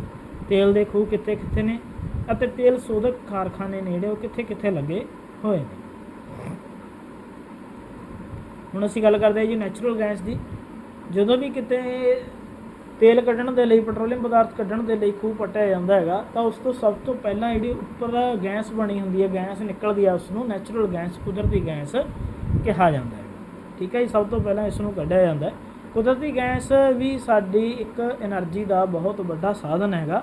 ਇਸ ਗੈਸ ਦੀ ਵਰਤੋਂ ਘਰਾਂ ਵਿੱਚ, ਗੱਡੀਆਂ ਚਲਾਉਣ ਵਿੱਚ ਅਤੇ ਕਈ ਹੋਰ ਉਦਯੋਗਾਂ ਵਿੱਚ ਹੁੰਦੀ ਹੈਗੀ। ਜਿੰਨੇ ਦੇਸ਼ਾਂ ਦੇ ਵਿੱਚ ਵੀ ਤੇਲ ਪੈਦਾ ਕੀਤਾ ਜਾਂਦਾ ਉਹਨੇ ਸਾਰੇ ਦੇਸ਼ਾਂ ਦੇ ਵਿੱਚ ਵੀ ਕੁਦਰਤੀ ਗੈਸ ਵੀ ਮਿਲ ਜਾਂਦੀ। USA ਸੰਸਾਰ ਦਾ ਸਭ ਤੋਂ ਵੱਧ ਕੁਦਰਤੀ ਗੈਸ ਪੈਦਾ ਕਰਨ ਵਾਲਾ ਦੇਸ਼ ਹੈ। ਇਸ ਤੋਂ ਬਾਅਦ ਰਸ਼ੀਆ, ਮੱਧ ਪੂਰਬੀ ਦੇਸ਼ ਨੇ ਜਿਹੜੇ, ਕੈਨੇਡਾ, ਉਜ਼ਬੇਕਿਸਤਾਨ ਹੈ, ਅਜ਼ਰਬਾਈਜਾਨ, ਇਹ ਦੇਸ਼ ਨੇ ਜਿਹੜੇ ਕੁਦਰਤੀ ਗੈਸ ਕਾਫੀ ਮਾਤਰਾ ਦੇ ਵਿੱਚ ਕੱਢਦੇ ਨੇ। ਅਤੇ ਭਾਰਤ ਦੇ ਵਿੱਚ ਵੀ ਕ੍ਰਿਸ਼ਨਾ ਗੋਦਾਵਰੀ ਜਿਹੜਾ ਡੈਲਟਾ ਬੇਸਨ ਹੈ ਉੜੀਸਾ ਦੇ ਨੇੜੇ, ਬੰਗਾਲ ਦੀ ਖਾੜੀ ਵਿੱਚ, ਰਾਜਸਥਾਨ ਦੇ ਬਾਰਮੇੜ ਖੇਤਰ ਵਿੱਚ, ਇਹਨਾਂ ਖੇਤਰਾਂ ਦੇ ਵਿੱਚ ਜਿਹੜੀ ਕੁਦਰਤੀ ਗੈਸ ਹੈ ਉਹ ਕੱਢੀ ਜਾਂਦੀ ਹੈ। ਅਤੇ ਦੇਸ਼ ਦੀ ਲਗਭਗ 75% ਜਿਹੜੀ ਨੈਚੁਰਲ ਗੈਸ ਹੈ ਉਹ ਬੰਬੇ ਹਾਈ ਮਹਾਰਾਸ਼ਟਰ ਦੇ ਵਿੱਚੋਂ ਕੱਢੀ ਜਾਂਦੀ ਹੈ ਅਤੇ 11% ਗੁਜਰਾਤ। ਹੁਣ ਅਸੀਂ ਗੱਲ ਕਰਦੇ ਹਾਂ ਜੀ ਨੋਨ ਕਨਵੈਂਸ਼ਨਲ ਸੋਰਸਿਸ ਦੀ, ਗੈਰ ਰਵਾਇਤੀ ਸਾਧਨਾਂ ਦੀ, ਜਿਨ੍ਹਾਂ ਦੇ ਵਿੱਚ ਪਣ ਬਿਜਲੀ ਸਭ ਤੋਂ ਮੇਨ ਸਾਧਨ ਹੈ, ਜਿਸ ਨੂੰ ਕਿ ਅਸੀਂ ਹੁਣ ਇਸਤੇਮਾਲ ਕਰ ਰਹੇ ਹਾਂ। ਇਸ ਤੋਂ ਬਿਜਲੀ ਤਿਆਰ ਕੀਤੀ ਜਾਂਦੀ ਹੈਗੀ, ਐਨਰਜੀ ਲਈ ਜਾਂਦੀ ਹੈ। ਠੀਕ ਹੈ ਜੀ। ਬਿਜਲੀ ਸਾਨੂੰ ਪਤਾ ਕਿ ਦੋ ਤਰੀਕੇ ਨਾਲ ਤਿਆਰ ਹੁੰਦੀ ਹੈ, ਇੱਕ ਤੇਲ ਨਾਲ ਅਤੇ ਦੂਸਰਾ ਪਾਣੀ ਦੇ ਨਾਲ। ਵੱਡੇ ਵੱਡੇ ਡੈਮ ਲਗਾ ਕੇ ਅਸੀਂ ਬਿਜਲੀ ਤਿਆਰ ਕਰਦੇ ਹਾਂ। ਇਸ 'ਤੇ ਹੁੰਦਾ ਇੱਕ ਵਾਰ ਖਰਚਾ ਹੋ ਜਾਂਦਾ ਹੈਗਾ, ਉਸ ਤੋਂ ਬਾਅਦ ਬਿਜਲੀ ਬਣਾਉਣ ਦਾ ਜਿਹੜਾ ਖਰਚ ਹੁੰਦਾ ਉਹ ਨਾ ਮਾਤਰ ਹੁੰਦਾ ਹੈਗਾ। ਸੰਸਾਰ ਦੇ ਵਿੱਚ ਬਹੁਤ ਵੱਡੀ ਮਾਤਰਾ ਦੇ ਵਿੱਚ ਜਲ ਸਾਧਨ ਪਾਇਆ ਜਾਂਦਾ ਹੈ। ਇਸ ਕਰਕੇ ਹੁਣ ਇਹਨਾਂ ਜਲ ਸਾਧਨਾਂ ਦਾ ਜਿਹੜਾ ਇਸਤੇਮਾਲ ਹੈ ਉਹ ਦਰਿਆਵਾਂ 'ਤੇ ਬੰਨ੍ਹ ਬਣਾ ਕੇ ਟਰਬਾਈਨਾਂ ਰਾਹੀਂ ਇਸ ਤੋਂ ਬਿਜਲੀ ਤਿਆਰ ਕੀਤੀ ਜਾਂਦੀ ਹੈ। ਜਦੋਂ ਪਾਣੀ ਇਹਨਾਂ ਦੇ ਉੱਪਰ ਡਿੱਗਦਾ ਹੈਗਾ ਤਾਂ ਇਹ ਟਰਬਾਈਨਾਂ ਘੁੰਮਦੀਆਂ ਨੇ ਅਤੇ ਟਰਬਾਈਨਾਂ ਦੀ ਰਗੜ ਦੇ ਨਾਲ ਬਿਜਲੀ ਪੈਦਾ ਹੁੰਦੀ ਹੈਗੀ ਅਤੇ ਇਸ ਨੂੰ ਤਾਰਾਂ ਦੇ ਲਈ ਅਲੱਗ-ਅਲੱਗ ਥਾਵਾਂ 'ਤੇ ਲਿਜਾਇਆ ਜਾਂਦਾ। ਜੇ ਅਸੀਂ ਗੱਲ ਕਰ ਲਈਏ ਜੀ ਤਾਂ ਪਣ ਬਿਜਲੀ ਤਿਆਰ ਕਰਨ ਦੇ ਲਈ ਲੋੜੀਂਦੇ ਚੀਜ਼ਾਂ ਕਿਹੜੀਆਂ ਹੋਣੀਆਂ ਚਾਹੀਦੀਆਂ ਨੇ ਮੌਜੂਦ? ਤਾਂ ਸਭ ਤੋਂ ਪਹਿਲਾਂ ਸਾਨੂੰ ਪਾਣੀ ਸਾਰਾ ਸਾਲ ਉਪਲਬਧ ਹੋਣਾ ਚਾਹੀਦਾ ਜਿੱਥੇ ਸਾਨੂੰ ਡੈਮ ਲਗਾਉਣਾ ਹੈਗਾ। ਰਸਤੇ ਦੇ ਵਿੱਚ ਢਲਾਣ ਹੋਣੀ ਚਾਹੀਦੀ ਹੈ ਤਾਂ ਕਿ ਉਚਾਈ ਤੋਂ ਪਾਣੀ ਥੱਲੇ ਡਿੱਗ ਸਕੇ ਅਤੇ ਟਰਬਾਈਨਾਂ ਨੂੰ ਘੁਮਾ ਸਕੇ। ਅਤੇ ਲੋੜੀਂਦੀ ਮਾਤਰਾ ਦੇ ਵਿੱਚ ਮਤਲਬ ਕਿ ਪਾਣੀ ਵੀ ਕਾਫੀ ਮਾਤਰਾ ਦੇ ਵਿੱਚ ਹੋਣਾ ਚਾਹੀਦਾ, ਇਹ ਨਹੀਂ ਵੀ ਥੋੜ੍ਹਾ ਜਿਹਾ ਪਾਣੀ ਹੋਵੇ। ਅਤੇ ਜਿੱਥੇ ਵੀ ਡੈਮ ਬਣਾਉਣਾ ਉਸਦੇ ਪਿਛਲੇ ਹਿੱਸੇ ਦੇ ਵਿੱਚ ਕੁਝ ਇਸ ਤਰ੍ਹਾਂ ਦੀ ਜਗ੍ਹਾ ਹੋਣੀ ਚਾਹੀਦੀ ਹੈ ਜਿੱਥੇ ਪਾਣੀ ਇਕੱਠਾ ਕਰਕੇ ਇੱਕ ਆਰਟੀਫਿਸ਼ੀਅਲ ਝੀਲ ਬਣਾਈ ਜਾ ਸਕੇ। ਬੰਨ੍ਹ ਬਣਾਉਣ, ਬਿਜਲੀ ਘਰਾਂ ਦਾ ਨਿਰਮਾਣ ਕਰਨ ਅਤੇ ਬਿਜਲੀ ਦੀਆਂ ਲਾਈਨਾਂ ਖਿੱਚਣ ਵਾਸਤੇ ਪੈਸਾ ਹੋਣਾ ਚਾਹੀਦਾ ਅਤੇ ਉਸ ਇਲਾਕੇ ਦੇ ਵਿੱਚ ਬਿਜਲੀ ਦੀ ਡਿਮਾਂਡ ਹੋਣੀ ਚਾਹੀਦੀ। ਠੀਕ ਹੈ ਜੀ। ਤਾਂ ਸੰਸਾਰ ਦੇ ਬਹੁਤ ਸਾਰੇ ਜਿਹੜੇ ਦੇਸ਼ ਨੇ ਪੈਦਾ ਕਰ ਰਹੇ ਨੇ, ਜਿਵੇਂ ਕਿ USA, Russia, Japan, Germany, Canada, England, France, Italy, Poland, Brazil ਅਤੇ ਭਾਰਤ। ਇਹ ਜਿਹੜੇ ਦੇਸ਼ ਨੇ ਪਣ ਬਿਜਲੀ ਹਾਈਡਰੋ ਇਲੈਕਟ੍ਰੀਸਿਟੀ ਤਿਆਰ ਕਰਦੇ ਨੇ। ਅਤੇ USA ਪੂਰੇ ਵਿਸ਼ਵ ਦਾ 31% ਜਿਹੜੀ ਹਾਈਡਰੋ ਇਲੈਕਟ੍ਰੀਸਿਟੀ ਆ ਉਹ ਤਿਆਰ ਕਰ ਰਿਹਾ ਹੈ। ਭਾਰਤ ਜਿਹੜਾ ਪੂਰੇ ਸੰਸਾਰ ਦਾ ਸਿਰਫ 1% ਪਣ ਬਿਜਲੀ ਤਿਆਰ ਕਰਦਾ ਹੈਗਾ, ਜਦੋਂ ਕਿ ਭਾਰਤ ਦੇ ਕੋਲ ਖਸ਼ਮਤਾ ਬਹੁਤ ਹੈ। ਊਰਜਾ ਸਾਧਨਾਂ ਦਾ 37% ਬਣਦੀ ਹੈ। ਜੇ ਅਸੀਂ ਸਾਡੇ ਦੇਸ਼ ਦੇ ਊਰਜਾ ਸਾਧਨਾਂ ਦੀ ਗੱਲ ਕਰੀਏ ਤਾਂ ਇਹਦਾ ਮਤਲਬ ਇਹ ਹੈ ਕਿ ਸਾਡੇ ਦੇਸ਼ ਦੇ ਲਈ ਇਸ ਦੀ ਬਹੁਤ ਹੀ ਜ਼ਿਆਦਾ ਇੰਪੋਰਟੈਂਟ ਹੈ। ਜਲ ਸਾਧਨਾਂ ਦੀ ਕੋਈ ਕਮੀ ਨਹੀਂ ਹੈਗੀ, ਸਾਡੇ ਦੇਸ਼ ਦੇ ਵਿੱਚ ਜਲ ਸਾਧਨ ਬਹੁਤ ਜ਼ਿਆਦਾ ਮਾਤਰਾ ਦੇ ਵਿੱਚ ਪਾਏ ਜਾਂਦੇ ਨੇ। ਹਿਮਾਲਯਨ ਰੀਵਰ, ਪੈਨਿਨਸੂਲਰ ਰੀਵਰ, ਤਾਂ ਇਹਨਾਂ ਰੀਵਰਸ 'ਤੇ ਅਸੀਂ ਅਲੱਗ-ਅਲੱਗ ਡੈਮ ਬਣਾ ਕੇ ਇਹਨਾਂ ਤੋਂ ਪਣ ਬਿਜਲੀ ਤਿਆਰ ਕਰ ਸਕਦੇ ਹਾਂ। ਇਹ ਇੱਕ ਪਿਕਚਰ ਹੈ ਜੀ, ਡੈਮ ਦੀ ਪਿਕਚਰ ਦਿਖਾਈ ਗਈ ਹੈ ਜਿਹਦੇ ਪਿੱਛੇ ਪਾਣੀ ਇਕੱਠਾ ਕਰਕੇ ਇੱਥੋਂ ਛੱਡਿਆ ਜਾਂਦਾ ਹੈਗਾ। ਇਹ ਢਲਾਣ ਹੈਗੀ ਅਤੇ ਨੀਚੇ ਇਹ ਜਦੋਂ ਪਾਣੀ ਡਿੱਗਦਾ ਤਾਂ ਨੀਚੇ ਲੱਗੀਆਂ ਟਰਬਾਈਨਾਂ ਨੂੰ ਘੁਮਾਉਂਦਾ ਹੈਗਾ, ਜਿਹਦੇ ਨਾਲ ਰਗੜ ਖਾ ਕੇ ਬਿਜਲੀ ਤਿਆਰ ਹੁੰਦੀ ਹੈ। ਉੱਤਰੀ ਭਾਰਤ ਦੇ ਵਿੱਚ ਕਾਫੀ ਮਾਤਰਾ ਦੇ ਵਿੱਚ ਜਿਹੜੇ ਇਸ ਤਰ੍ਹਾਂ ਦੇ ਸਾਧਨ ਨੇ ਜਿੱਥੇ ਕਿ ਬਿਜਲੀ ਪੈਦਾ ਕੀਤੀ ਜਾ ਸਕਦੀ ਹੈ, ਕਿਉਂਕਿ ਹਿਮਾਲਿਆ ਦੀ ਉਚਾਈ ਤੋਂ ਕਾਫੀ ਸਾਰੀਆਂ ਜਿਹੜੀਆਂ ਨਦੀਆਂ ਉਹ ਥੱਲੇ ਡਿੱਗਦੀਆਂ ਨੇ। ਗੋਆ ਨੂੰ ਛੱਡ ਕੇ ਭਾਰਤ ਦੇ ਸਾਰੇ ਰਾਜ ਜਿਹੜੇ ਪਣ ਬਿਜਲੀ ਤਿਆਰ ਕਰਦੇ ਨੇ। ਇਹਦਾ ਭਾਵ ਹੈ ਕਿ ਗੋਆ ਦੇ ਵਿੱਚ ਕਿਸੇ ਵੀ ਤਰ੍ਹਾਂ ਦੀ ਹਾਈਡਰੋ ਇਲੈਕਟ੍ਰੀਸਿਟੀ ਤਿਆਰ ਨਹੀਂ ਕੀਤੀ ਜਾਂਦੀ। ਆਂਧਰਾ ਪ੍ਰਦੇਸ਼, ਕਰਨਾਟਕ, ਮਹਾਰਾਸ਼ਟਰ, ਪੰਜਾਬ, ਤਾਮਿਲਨਾਡੂ, ਉੜੀਸਾ ਅਤੇ ਕੇਰਲ, ਇਹ ਰਾਜਾਂ ਦੇ ਵਿੱਚ ਕਾਫੀ ਮਾਤਰਾ ਦੇ ਵਿੱਚ ਹਾਈਡਰੋ ਇਲੈਕਟ੍ਰੀਸਿਟੀ ਤਿਆਰ ਕੀਤੀ ਜਾਂਦੀ ਹੈ। ਉੱਤਰਾਖੰਡ ਅਤੇ ਹਿਮਾਚਲ ਜਿਹੜੇ ਪਹਾੜੀ ਰਾਜ ਨੇ, ਇਹਨਾਂ ਦੇ ਕੋਲ ਬਹੁਤ ਜਿਹੜੇ ਪੋਸੀਬਲ ਰਿਸੋਰਸ ਨੇਗੇ, ਠੀਕ ਹੈ, ਜਿਨ੍ਹਾਂ ਨੂੰ ਅਸੀਂ ਡਿਵੈਲਪ ਕਰ ਸਕਦੇ ਹਾਂ ਅਤੇ ਬਿਜਲੀ ਤਿਆਰ ਕਰ ਸਕਦੇ ਹਾਂ। ਭਾਰਤ ਦੇ ਵਿੱਚ ਕੁਝ ਬਹੁਤ ਜ਼ਿਆਦਾ ਡੈਮ ਜਿਨ੍ਹਾਂ ਦਾ ਜਿਹੜੇ ਫੇਮਸ ਨੇ, ਨਾਗਾਰਜੁਨ ਸਾਗਰ ਡੈਮ ਕਰਨਾਟਕਾ ਦੇ ਵਿੱਚ, Ganga electric grid system UP ਦੇ ਵਿੱਚ, Tata hydro electric grid Maharashtra, Hirakud Odisha ਦੇ ਵਿੱਚ, ਮੰਡੀ ਅਤੇ ਪੰਡੋਹ ਪ੍ਰੋਜੈਕਟ ਨੇ ਜਿਹੜੇ ਹਿਮਾਚਲ ਦੇ ਵਿੱਚ, ਭਾਖੜਾ ਡੈਮ ਅਤੇ ਪੌਂਗ ਡੈਮ, ਰਣਜੀਤ ਸਾਗਰ ਡੈਮ, ਇਹ ਜਿਹੜੇ ਨੇਗੇ ਪੰਜਾਬ ਦੇ ਵਿੱਚ ਲੱਗੇ ਹੋਏ। ਡੈਮ ਪ੍ਰੋਜੈਕਟ ਜਿਹੜੇ ਕਿ ਹਾਈਡਰੋ ਇਲੈਕਟ੍ਰੀਸਿਟੀ ਤਿਆਰ ਕਰਦੇ ਨੇ ਉਹ ਇੱਕ ਮਲਟੀਪਰਪਸ ਪ੍ਰੋਜੈਕਟ ਹੁੰਦੇ ਨੇ, ਕਿਉਂਕਿ ਇਹਨਾਂ ਤੋਂ ਹੋਰ ਜਿਹੜੇ ਉਦੇਸ਼ ਨੇ ਉਹਨਾਂ ਦੀ ਪੂਰਤੀ ਕੀਤੀ ਜਾਂਦੀ ਹੈ, ਕੰਮ ਲਏ ਜਾਂਦੇ ਨੇ। ਜਿਵੇਂ ਹੜ੍ਹਾਂ ਦੀ ਰੋਕਥਾਮ ਇਹਨਾਂ ਤੋਂ ਕੀਤੀ ਜਾਂਦੀ ਹੈਗੀ, ਇਹ ਮਿੱਟੀ ਨੂੰ ਖੁਰਨ ਤੋਂ ਬਚਾਉਂਦੇ ਨੇਗੇ। ਬਿਜਲੀ ਤਿਆਰ ਤਾਂ ਹੁੰਦੀ ਆ, ਆਪਾਂ ਪਹਿਲਾਂ ਵੜ ਚੁੱਕੇ ਹਾਂ। ਉਸ ਤੋਂ ਇਲਾਵਾ ਇਹਨਾਂ ਤੋਂ ਨਹਿਰਾਂ ਬਣਾਈਆਂ ਜਾਂਦੀਆਂ ਨੇ ਅਤੇ ਇਹਨਾਂ ਦਾ ਪਾਣੀ ਨਹਿਰਾਂ ਦੇ ਵਿੱਚ ਛੱਡ ਕੇ ਖੇਤਾਂ ਦੀ ਸਿੰਚਾਈ ਕੀਤੀ ਜਾ ਸਕਦੀ ਹੈ। ਡੈਮ ਦੇ ਵਿੱਚ ਜਿਹੜੀ ਝੀਲ ਬਣੀ ਹੁੰਦੀ ਹੈ ਉਹਦੇ ਵਿੱਚ ਮੱਛੀਆਂ ਪਾਲੀਆਂ ਜਾ ਸਕਦੀਆਂ ਨੇ ਅਤੇ ਸੈਰ ਸਪਾਟੇ ਟੂਰਿਜ਼ਮ ਦੇ ਤੌਰ 'ਤੇ ਵੀ ਇਸ ਨੂੰ ਵਰਤਿਆ ਜਾ ਸਕਦਾ। ਊਰਜਾ ਦੇ ਹੋਰ ਸਾਧਨਾਂ ਦੀ ਜੇ ਅਸੀਂ ਗੱਲ ਕਰੀਏ ਤਾਂ ਵਿੰਡ ਰਿਸੋਰਸ ਹੋ ਗਿਆ, ਸੋਲਰ ਐਨਰਜੀ ਹੋ ਗਈ, ਜਾਂ ਧਰਤੀ ਦੇ ਵਿੱਚੋਂ ਨਿਕਲਣ ਵਾਲੀ ਐਨਰਜੀ ਹੋ ਗਈ, ਜੀਓਥਰਮਲ ਐਨਰਜੀ, ਅਤੇ ਜਵਾਰ ਭਾਟੇ ਤੋਂ ਜਿਹੜੀ ਟਾਈਡਲ ਐਨਰਜੀ ਬਣਦੀ ਹੈ ਉਸ ਨੂੰ ਵੀ ਅਸੀਂ ਇਸਤੇਮਾਲ ਕਰ ਸਕਦੇ ਹਾਂ। ਅਤੇ ਇਹ ਸਾਰੇ ਕੁਝ ਸਾਧਨ ਨੇ ਜਿਨ੍ਹਾਂ ਤੋਂ ਅਸੀਂ ਊਰਜਾ ਜਿਹੜੀ ਉਹ ਪ੍ਰਾਪਤ ਕਰ ਸਕਦੇ ਹਾਂ। ਤਾਂ ਜ਼ਰੂਰਤ ਹੈ ਕਿ ਸਾਡੇ ਕੋਲ ਟੈਕਨੀਕ ਉਸ ਤਰ੍ਹਾਂ ਦੀ ਹੋਣੀ ਚਾਹੀਦੀ ਹੈ ਅਤੇ ਇਹ ਬਹੁਤ ਵਧੀਆ ਸਾਧਨ ਨੇ, ਨੋਨ ਕਨਵੈਨਸ਼ਨਲ, ਅਤੇ ਕਿਸੇ ਪ੍ਰਕਾਰ ਦਾ ਪ੍ਰਦੂਸ਼ਣ ਇਹ ਨਹੀਂ ਕਰਦੇ, ਅਤੇ ਇਹਨਾਂ ਨੂੰ ਚਲਾਉਣ ਦੇ ਲਈ ਸਿਰਫ ਇੱਕ ਵਾਰ ਖਰਚਾ ਆਉਂਦਾ ਅਤੇ ਉਸ ਤੋਂ ਬਾਅਦ ਇਹਨਾਂ 'ਤੇ ਨਾ ਮਾਤਰ ਖਰਚਾ ਹੁੰਦਾ। ਇਸ ਕਰਕੇ ਇਹਨਾਂ ਸਾਧਨਾਂ ਨੂੰ ਅਸੀਂ ਇਸਤੇਮਾਲ ਕਰ ਸਕਦੇ ਹਾਂ। ਉਸ ਤੋਂ ਬਾਅਦ ਸਾਡੇ ਕੋਲ ਲਾਸਟ 'ਤੇ ਇਹ ਚੀਜ਼ ਵੀ ਹੈ ਕਿ ਅਸੀਂ ਜੇ ਕੁਦਰਤੀ ਸਾਧਨਾਂ ਨੂੰ ਵਰਤਦੇ ਹੈਗੇ ਆਪਣੀਆਂ ਜ਼ਰੂਰਤਾਂ ਨੂੰ ਪੂਰਾ ਕਰਨ ਦੇ ਲਈ, ਤਾਂ ਸਾਡੀ ਇਹ ਜ਼ਿੰਮੇਵਾਰੀ ਵੀ ਬਣਦੀ ਹੈ ਕਿ ਅਸੀਂ ਇਹਨਾਂ ਦੀ ਵਰਤੋਂ ਬਹੁਤ ਹੀ ਚੰਗੇ ਢੰਗ ਨਾਲ ਕਰੀਏ, ਫਜ਼ੂਲ ਖਰਚੀ ਨਾ ਕਰੀਏ, ਅਤੇ ਕੁਦਰਤ ਦੁਆਰਾ ਜਿਹੜੇ ਦਿੱਤੇ ਗਏ ਅਣਮੁੱਲੇ ਸਾਧਨ ਨੇ ਉਹਨਾਂ ਨੂੰ ਅਸੀਂ ਸਾਂਭ ਕੇ ਆਪਣੀਆਂ ਆਉਣ ਵਾਲੀਆਂ ਪੀੜ੍ਹੀਆਂ ਦੇ ਲਈ ਰੱਖ ਸਕੀਏ। ਤਾਂ ਇਹ ਤਾਂ ਸੀ ਜੀ ਅੱਜ ਦਾ ਸਾਡਾ ਲੈਸਨ। ਇਸ ਤੋਂ ਬਾਅਦ ਕੁਝ ਯਾਦ ਰੱਖਣ ਯੋਗ ਗੱਲਾਂ ਨੇ ਜਿਹੜੀਆਂ ਕਿ ਮੈਂ ਪੜ੍ਹਾ ਚੁੱਕਿਆ ਪਹਿਲਾਂ, ਉਹੀ ਚੀਜ਼ਾਂ ਇਹਦੇ ਵਿੱਚ ਦੱਸੀਆਂ ਗਈਆਂ ਹੈ ਅਤੇ ਕੁਐਸਚਨ ਆਨਸਰ ਨੇ। ਉਮੀਦ ਹੈ ਤੁਹਾਨੂੰ ਇਹ ਸਾਰੇ ਆਉਂਦੇ ਹੋਣਗੇ ਜੇ ਤੁਸੀਂ ਵੀਡੀਓ ਲੈਸਨ ਚੰਗੀ ਤਰ੍ਹਾਂ ਦੇਖਿਆ ਹੋਵੇਗਾ। ਖਣਿਜ ਪਦਾਰਥਾਂ ਦੀ ਪਰਿਭਾਸ਼ਾ, ਇੱਕ ਜਾਂ ਇੱਕ ਤੋਂ ਜ਼ਿਆਦਾ ਪਦਾਰਥਾਂ ਤੋਂ ਬਣੇ ਹੁੰਦੇ ਨੇ। ਭਾਰਤ ਵਿੱਚ ਕੱਚਾ ਲੋਹਾ ਕਿੱਥੇ ਕਿੱਥੇ ਮਿਲਦਾ ਹੈ, ਤਾਂਬੇ ਦੀ ਵਰਤੋਂ ਕਿੱਥੇ ਕਿੱਥੇ ਕੀਤੀ ਜਾਂਦੀ ਹੈ। ਇਹ ਸਾਰੇ ਕੁਐਸਚਨ, ਬਹੁਤ ਸ਼ਾਰਟ ਕੁਐਸਚਨ ਮੈਂ ਸਾਰੇ ਉੱਪਰ ਦੱਸ ਚੁੱਕਿਆ। ਕੋਲੇ ਦੀਆਂ 4 ਕਿਸਮਾਂ ਦੀ ਅਸੀਂ ਗੱਲ ਕੀਤੀ ਸੀਗੀ। ਨਵੇਂ ਸਾਧਨਾਂ ਦੀ, ਨੋਨ ਕਨਵੈਨਸ਼ਨਲ ਰਿਸੋਰਸਿਸ ਦੀ ਸ਼ਕਤੀ ਦੇ, ਇਹਨਾਂ ਦੀ ਗੱਲ ਕੀਤੀ ਸੀ ਅਸੀਂ। ਬਹੁਉਦੇਸ਼ੀ ਮਲਟੀਪਰਪਜ਼ ਪ੍ਰੋਜੈਕਟ ਕਿਹੜੇ ਹੁੰਦੇ ਨੇ, ਡੈਮ ਵਗੈਰਾ, ਇਹਨਾਂ ਦੀ ਅਸੀਂ ਗੱਲ ਕੀਤੀ ਹੈ ਵੀ ਕਿਹੜੇ ਕਿਹੜੇ ਹੋਰ ਕੰਮ ਅਸੀਂ ਲੈ ਸਕਦੇ ਹਾਂ।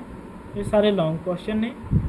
ਇਸ ਤੋਂ ਬਾਅਦ ਮੈਪ ਦੇ ਵਿੱਚ ਕੱਚਾ ਲੋਹਾ 5-6 ਸਟੇਟ ਹਰੇਕ ਚੀਜ਼ ਦੇ ਦੱਸੇ ਸੀ। ਤੁਸੀਂ ਕਿਸੇ ਵੀ ਸਟੇਟ ਦੇ ਵਿੱਚ ਇਹਨਾਂ ਨੂੰ ਭਰ ਸਕਦੇ ਹੋਗੇ। ਸੋਨਾ ਜ਼ਿਆਦਾ ਮਾਤਰਾ ਦੇ ਵਿੱਚ ਕਰਨਾਟਕਾ ਦੇ ਵਿੱਚ ਹੀ ਪਾਇਆ ਜਾਂਦਾ ਹੈ।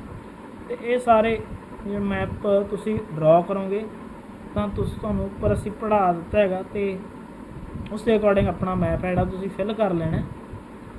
ਉਸ ਤੋਂ ਬਾਅਦ ਇੱਕ ਸਾਰਣੀ ਦਿੱਤੀ ਹੋਈ ਹੈ, ਜਿਵੇਂ ਕਿ 10 ਖਣਿਜ ਪਦਾਰਥਾਂ ਦੇ ਸੰਬੰਧ ਦੇ ਵਿੱਚ ਤੁਸੀਂ ਇੱਕ ਸਾਰਣੀ ਜਿਹੜੀ ਉਹ ਤਿਆਰ ਕਰਨੀ ਹੈ ਤਾਂ ਕਿ ਉਹ ਤੁਹਾਡੇ ਯਾਦ ਰਹਿ ਜਾਣ ਕਿ ਖਣਿਜ ਪਦਾਰਥ ਕਿੱਥੇ ਕਿੱਥੇ ਮਿਲਦੇ ਨੇ, ਕੀ ਨਾਮ ਹੈ, ਅਤੇ ਇਹਨਾਂ ਦੀ ਵਰਤੋਂ ਕਿੱਥੇ ਕਿੱਥੇ ਕੀਤੀ ਜਾਂਦੀ ਹੈ। ਇਹ ਆਪਣੇ ਮੈਪ ਦੇ ਵਿੱਚ ਵੀ ਬਹੁਤ ਸਾਡੀ ਮਦਦ ਕਰਨਗੇ। ਤਾਂ ਇਸ ਦੇ ਨਾਲ ਹੀ ਜਿਹੜਾ ਆਪਣਾ ਲੈਸਨ ਸਮਾਪਤ